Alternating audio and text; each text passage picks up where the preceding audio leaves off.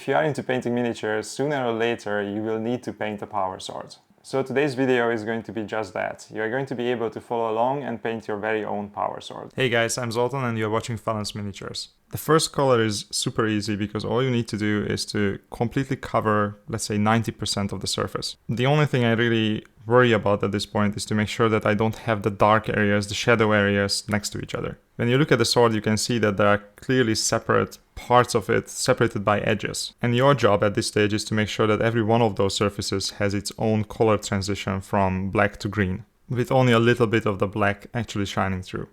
The paint will cover less as you start your stroke and deposit more pigment towards the end, so it will cover way more there. But if the transition is a bit too rough, you can simply use the same paint in a glaze consistency and then just glaze over it, dragging it from the darker areas towards the lighter areas. I chose frog green as my second highlight and I mixed it in with the previous one. You can just apply it straight up, but then the transition is going to be rougher and you would have to work a little bit more to soften it up later on. And the reason for this color is because it has a lot of yellow in it. So if you want to replicate this paint job with different colors, just make sure that if you want to have a vibrant and saturated sword, you go with colors that have yellow rather than white in them. With this color, I basically do the same process as before, but I also concentrate on two very specific things. First of all, I use it to highlight all the edges. This will give a lot of definition to the blade.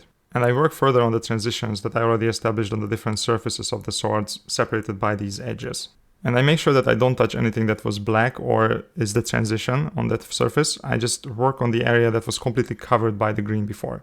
The trick here is that you should look at every surface as divided into three areas: the shadows, the transition area between the two colors, and then the highlights. When you start your new highlight color, you should only operate in this already established highlight area and not in the shadows or in the transitions. Remember that I used frog green previously mixed together with the darker paint. Now I'm going to use it pure, but I'm going to make sure that even though we are basically doing the same thing again, highlighting all the edges and then enhancing our highlights, but I will do it on a much smaller surface in each case. For example, I will still cover most of the surfaces and edges that are facing up, but I'm going to cover much less and much fewer edges on the bottom facing parts. If you are way too diligent about it and cover every edge, the end result is gonna have zero contrast because every edge is going to be exactly the same color. Remember that you always have to drag your brush and deposit the paint from the dark areas or from the shadows towards the lighter areas. And if you have the time and you want to really have a smooth surface, then you can smoothen out the transitions with a little bit of glaze that is created from the same color that you were using for the highlight. Since I really wanted to have a saturated blade here, I went for another color that is lighter but still has a lot of yellow in it. Pistachio is perfect for this because it looks almost like a glowing effect.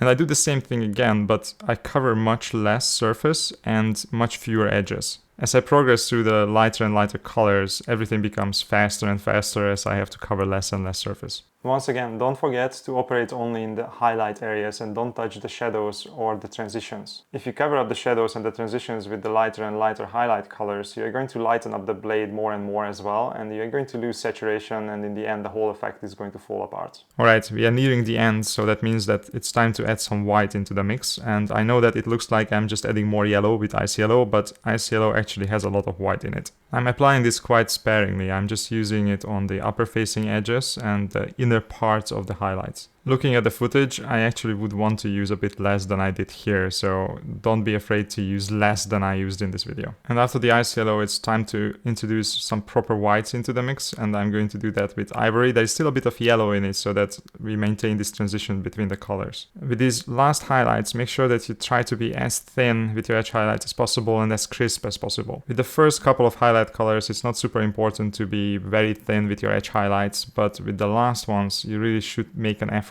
because otherwise the effect is not going to come together. Alright, at this stage you can just decide to call it done, but I want to show you two more tricks that you can do to make it look better. First, I used a little bit of violet ink, really thin down because this is a very powerful color, to enhance the shadows. Make sure that this time you do everything in reverse and actually instead of from the dark to the light, you drag your color from the light areas towards the dark, but don't go too far into the light because then you're just going to ruin the transition with it. Doing this will increase your shadows and also add some color variety into the mix. Plus it also has a little bit of shine to it with the ink, and that's a good thing in the shadows. The second trick is a little bit of green fluorescent paint, which I used through the airbrush, but you can use it exactly the same way as you did with the ink, just with the brush. And I'm using this on the midtones, so on the green parts, not on the darkest shadows or the highest highlights. And the end result looks like this. Honestly, I think I overdid it a little bit with the highlights, so if I did it again, I would probably apply less of the white colors on even smaller surfaces, but it looks pretty cool.